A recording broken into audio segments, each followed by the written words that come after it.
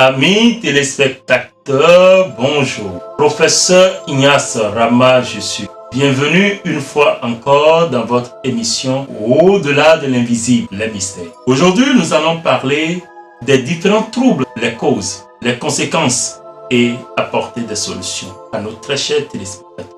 Il n'est pas rare de constater de nos jours, de voir dans les couples, dans les foyers, la division. Des couples qui se marient à l'église, à la mairie, ils se mettent ensemble, mais ce sont des confusions, ce sont des troubles qui arrivent. Des gens qui font 5 ans, 10 ans, 20 ans de vie de couple et qui n'arrivent pas à concevoir. Alors que le fruit de l'amour, c'est la progéniture. Des gens qui se mettent ensemble, qui se séparent. Des gens qui au début s'aimaient, mais après se divisent. Des femmes qui sont haïes par la belle famille. La destruction. Les problèmes qui n'en finissent jamais. Quelles sont les causes spirituelles et quelles sont les conséquences? La première cause, en réalité, c'est le manque de respect. D'abord, l'homme et la femme sont issus d'horizons différents. Et ils sont appelés à rester ensemble pour le meilleur et pour le pire. Mais beaucoup de femmes sont très mal éduquées. Excusez-moi. Et beaucoup d'hommes aussi. Mais pour la plupart, la femme doit se soumettre à l'homme. Dans un foyer, dans un couple, dans une maison. La femme doit apprendre à vouvoyer son mari, lui accorder, c'est un signe de respect. Ce n'est pas pour rien que le français que nous parlons a le tu et a le vous. En anglais, ce n'est pas le cas. Donc, le tu tue le foyer. Nous devons comprendre ça. Tu. Quand tu dis tu à ton mari, ce qui peut être un sujet de conversation simple peut dégénérer. Donc, une femme doit accorder de respect à son mari. Le vouvoyer, quelle que soit la différence d'âge et quelle que soit la différence de rang social, la femme doit se soumettre. Et même dans la Bible, c'est écrit. Femme, soumets-toi à ton mari. Donc d'abord, on parle d'abord du respect. Donc le manque de respect amène en réalité les troubles. En dehors du manque de respect, il y a la jalousie excessive. Beaucoup de nos sœurs, de nos femmes, pour rien du tout, se sentent très jalouses et elles veulent tout contrôler. Tu ne peux pas contrôler un homme à 100%. Donne-lui un champ de liberté et à l'homme aussi un champ de liberté à la femme. Vous voyez, là, quand la jalousie est excessive, elle devient meurtrière. Elle devient un danger. Et quand le danger arrive, la paix ne peut pas exister parce que chacun sera méfiant de l'autre. Il y a l'absence de soutien. Dans les foyers, beaucoup n'arrivent pas à soutenir, que ce soit l'époux ou l'épouse. Ils n'arrivent pas à se soutenir. Quand peut-être la femme, au cours de la nuit, elle sent des douleurs, elle sent des trucs là, elle ne dort pas. L'homme, lui, il vient, il est là couché, il dort, il ronfle. Et là, la femme se sent oubliée. En réalité, l'homme ne peut pas dormir avant la femme ou la femme avant l'homme. Tout le monde doit aller sur le lit conjugal ensemble. Et s'il y a un sujet de discussion, on en discute ensemble. D'abord, avant de se coucher, on prie ensemble avec tous les enfants. Là, d'abord, c'est un sujet de soutien. Alors, ma chérie, dis-moi, comment a été ta journée? La femme en parle. Mon chéri, comment a été ta journée? Là, on se soutient. Ah, j'ai eu un souci. Ah, tel souci, je peux t'apporter la solution. Très simple. Mais ça ne se passe pas comme ça. Et ça fait que beaucoup de personnes, beaucoup de couples se divisent. Parce que le dialogue, parce que la femme a besoin de dialoguer avec quelqu'un, l'homme aussi. Il faut partager ses soucis, il faut partager ses problèmes avec son conjoint. En dehors de ça, il y a l'insatisfaction et les plaintes. Lui dort trop, il ne balaie pas très tôt le matin, il ne fait pas ci. Nous sommes issus d'horizons différents. Mais il faut savoir que les attitudes aussi seront différentes. Donc, on doit apprendre à s'aimer. C'est pourquoi il y a le concubinage. Il faut se connaître. Ce n'est pas contre une femme ou un homme, du jour au lendemain, on se met ensemble. Non. Donc, il faut d'abord la connaissance, la dépendance affective. C'est comme si je ne le vois pas, je ne peux pas manger, je ne peux pas faire ci. Tout ça là, ça détruit le foyer. Le manque de communication, et à ce niveau, c'est dense. Le manque de communication. Les conjoints n'arrivent pas à communiquer. Et quand je parle de manque de communication, il y a aussi le sexe. Quand la femme a envie, vous devez le savoir. Dans un foyer, l'homme ne sait pas quand sa femme a envie. Ou même si il y a intimité, l'homme ne sait pas si la femme a été à l'orgasme. Vous voyez, la femme n'arrive pas à atteindre l'orgasme pour la plupart des cas. Et c'est un sujet compliqué. Alors que lorsque ce dialogue arrive à exister entre mari et femme, en réalité, ça devient un sujet. Ce n'est plus un sujet tabou, mais ça devient un sujet discutable et simple à appréhender. Et là, la paix sera dans la maison. Vous savez, l'autre chose, les gens n'arrivent pas à passer de temps à deux. C'est comme, et c'est ma femme, on est à la maison, je l'ai déjà mariée, c'est fini. Non, il faut trouver un moment pour sortir avec ta femme. Même si tu as 5000 francs dans la poche, même si tu as 2000, cherche un endroit chic. Même si une bouteille de bière à 2000 francs, cherche un endroit propre, mets ta femme sur ta moto, mets-la dans ta voiture, allez prendre de l'air. Ça recharge l'amour. Ça donne vie à l'amour. Et là, il n'y aura jamais de problème dans les couples ni de division. Le fait de ne pas avoir aussi des projets en commun. Il faut avoir des projets en commun. Discuter. Ah, j'ai tel projet. Et le projet de la femme doit être dirigé par l'homme. Ça, c'est très important. Une femme qui est dans un foyer et qui veut construire une maison ou acheter une voiture et que c'est un autre à l'extérieur qui le fait, ça divise beaucoup de coups. Et ça fait que la confiance disparaît. Une femme ne peut pas vouloir acheter une maison, une voiture et aller confier ça à ses parents. Ça détruit le foyer. Ça dit qu'on n'est plus ensemble. Et c'est ce qui fait que beaucoup de troubles arrivent dans les foyers. Et quand la confiance se perd, c'est fini. Et pour la plupart des femmes, c'est la non-satisfaction sexuelle qui fait qu'il y a des troubles dans la maison. Les hommes, pour la plupart, n'arrivent pas à satisfaire leurs femmes. Et des gens qui ont des problèmes de faiblesse sexuelle, pour la plupart, n'arrivent même pas à discuter avec leurs femmes, alors que la solution est là, très simple. Ce sont des sujets que les gens cachent. Et au lieu de rentrer, ils préfèrent rester en ville, perdre du temps, passer du temps, ou du moins effectuer des voyages. Papa n'est jamais là, je suis fatigué, je n'ai pas le temps. Alors que tu pouvais discuter de ce sujet avec ta femme. Comme cause spirituelle, il y a l'incompatibilité. Il y a des gens qui ne peuvent pas rester ensemble de façon spirituelle. Chacun a ce qu'on appelle le karma. Chacun a un passé. Même dans la vie présente, chacun a un passé. Lorsque vous prenez votre temps à effectuer des avortements, par exemple, et que vous venez vous retrouvez avec un autre homme, est-ce que vous pensez que vous pouvez générer la paix? Il y a certaines femmes qui, excusez-moi, qui ont des poisses. Et ces poisses sont dues à leurs actes passés. L'avortement, par exemple, c'est quelque chose de grave.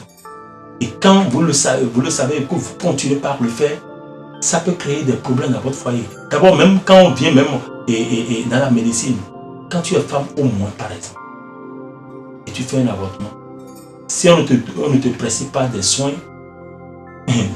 après tu n'auras pas d'enfant, tu vas courir partout. C'est sans solution. L'aspect spirituel est dense.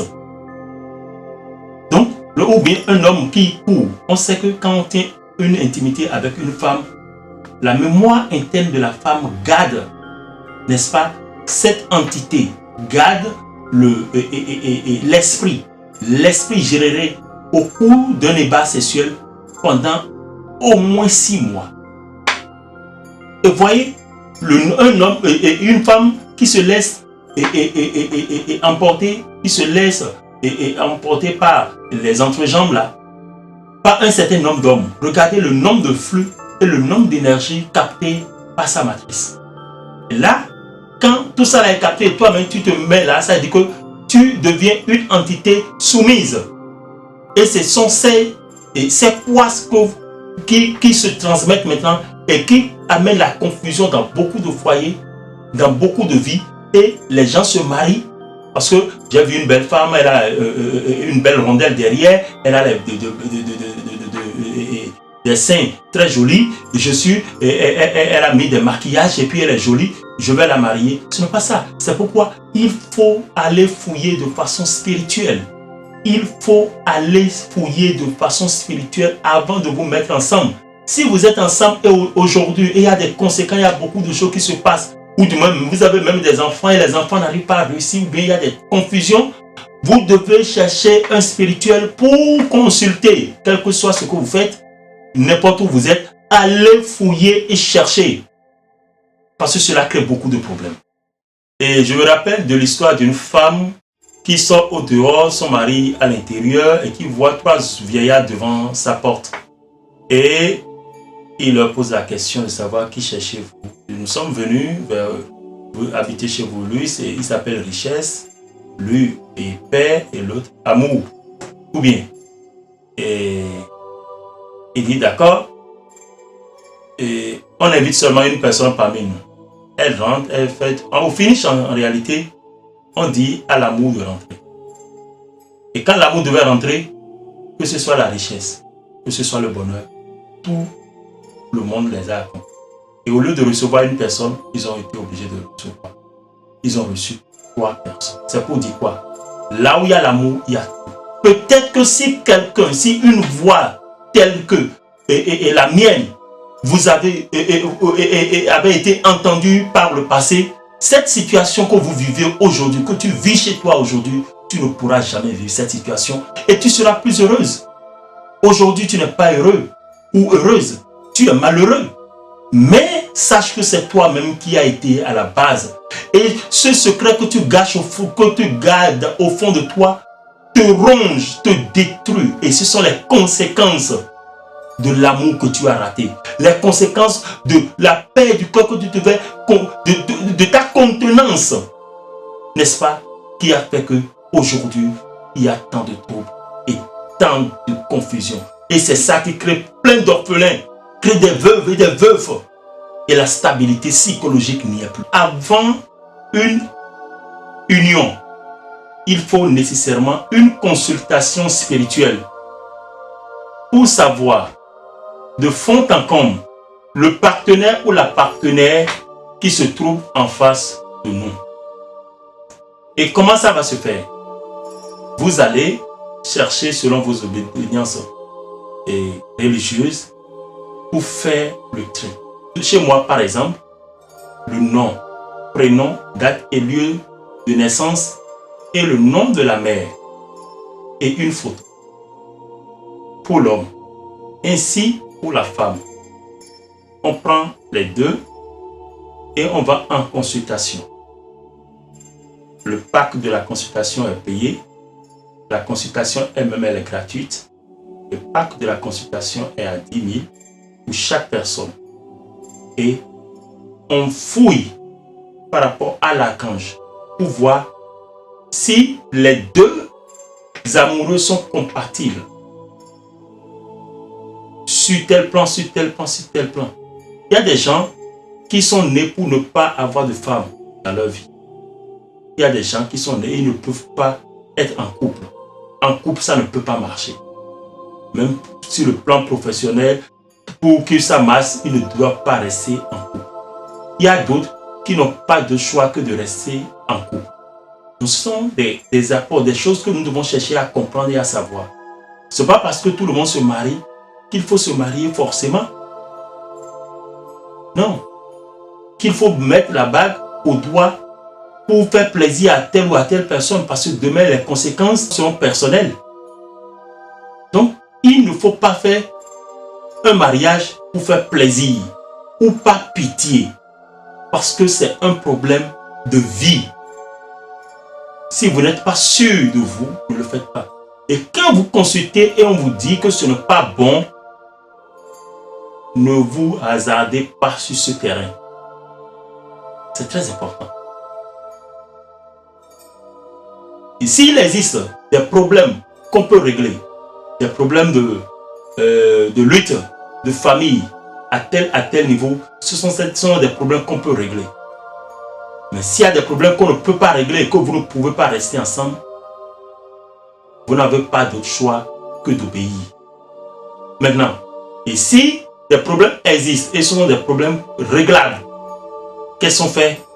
Il y a la réalisation de certains rituels, de certains exercices que chacun pourra faire et la réalisation des choses. Par exemple, l'harmonie du couple, par exemple, c'est un pentacle. Vous voyez, l'amour, l'amitié, sympathie, par exemple, c'est un pentacle. Il y a d'autres pentacles qu'on peut réaliser et d'autres choses, d'autres rituels qu'on peut réaliser pour vous accompagner. L'autre chose, on ne fait pas le mariage pour faire le mariage. Avant de faire le mariage à la mairie ou à l'église, il faut nécessairement faire des rituels. Il faut nécessairement faire un mariage spirituel d'abord. Il faut nécessairement aller voir les dessous et régler le problème. Et la nuit de noces, on ne tient pas d'intimité. Il y a des prières qu'il faut faire, il y a un suivi qu'il faut faire. Et la nuit de noces où tout le monde sait que cette nuit-là, il y aura intimité, c'est un rituel qui se fait à cette heure-là. J'en ai fait l'expérience avec plusieurs personnes et ça a marché. Mais si vous ne faites pas ça et vous pensez que c'est la nuit où il faut jouir de tout, c'est bonjour les problèmes. Et l'autre chose comme astuce que je voudrais vous donner de façon gratuite sur cette émission est celle-ci. Les couples qui sont déjà ensemble, qui vivent ensemble, mais qui sont sujets à plusieurs problèmes, la bagarre tous les jours, la mésentente tous les jours, les luttes, l'homme ne veut pas voir sa femme, la femme ne veut pas voir son mari, et ce sont toujours des problèmes et les enfants ne peuvent pas vivre en paix dans le foyer. Vous allez prendre un verre vide et lorsqu'il aura plu, vous allez mettre le verre sous la pluie directement. Vous allez recueillir l'eau de pluie qui vient directement du ciel. Après la pluie, vous rentrez le verre. Vous achetez une boisson sucrée de votre choix que vous allez mélanger à l'eau de pluie là et boire. Vous donnez à boire à votre femme, elle vous donne aussi à boire, vous buvez jusqu'à finir le verre. C'est fini. Les problèmes vont disparaître. La paix va rentrer dans votre foyer. Mais le contraire va créer une dispute farouche. On ne prend pas ça avec de la bière ou avec de l'alcool. Jamais. Ne faites pas cette erreur. Avec une boisson sucrée. Notre mission ne s'arrête pas uniquement à la spiritualité. Nous sommes aussi dans le social. C'est pourquoi, depuis plus de 10 ans, nous travaillons avec les orphelinats. Nous parcourons tous les orphelinats du Bénin, les 12 départements du Bénin. Et d'ici à là, j'effectuerai encore un déplacement dans le fond nord. Dans le fond nord, pour des rencontres dans le domaine social. Alors, si des gens désirent me rencontrer, désirent m'écouter, désirent et se faire consulter, vous pouvez déjà commencer par vous inscrire sur le numéro qui défile en bas de l'écran. Et je suis prêt à vous accompagner, à vous guider pour la gloire du Seigneur. Merci.